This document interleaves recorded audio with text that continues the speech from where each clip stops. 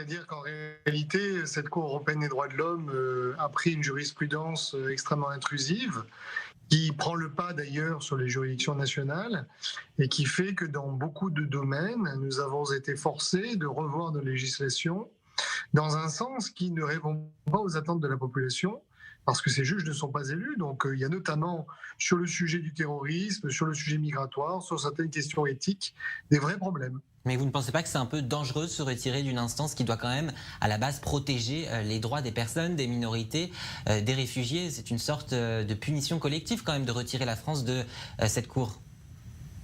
Et vous savez, entre 1789 et 1981, la France ne reconnaissait pas la compétence de la Cour européenne des droits de l'homme et pourtant les droits de l'homme étaient largement partagés. Ils étaient même tellement défendus que nous sommes la patrie qui avons inventé, déclaré et donné au monde la Déclaration des droits de l'homme et du citoyen. Donc, vous savez, les droits de l'homme, nous avons aussi des juges, nous avons aussi des cours, et nous avons aussi les moyens de faire respecter le droit des individus et des minorités. La question n'est pas là, la question est de savoir si nous sommes d'accord pour que des juges qui ne sont pas élus imposent à un peuple souverain et à un parlement des choses qu'ils ne souhaitent pas. Mais l'idée, c'est de lutter mieux contre le terrorisme.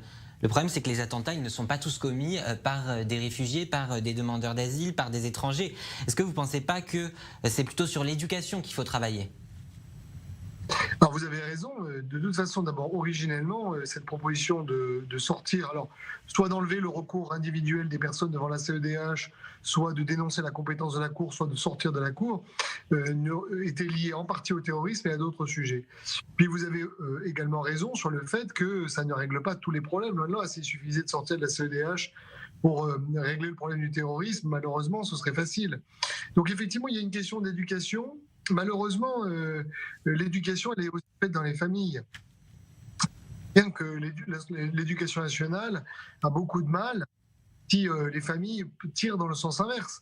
La difficulté dans les cas d'espèce, c'est qu'on a convaincu une partie des citoyens musulmans de ce pays que lorsque finalement on luttait contre l'islamisme, le terrorisme, quelque part on faisait acte d'islamophobie, ou que lorsqu'on luttait contre le communautarisme, on faisait acte d'islamophobie.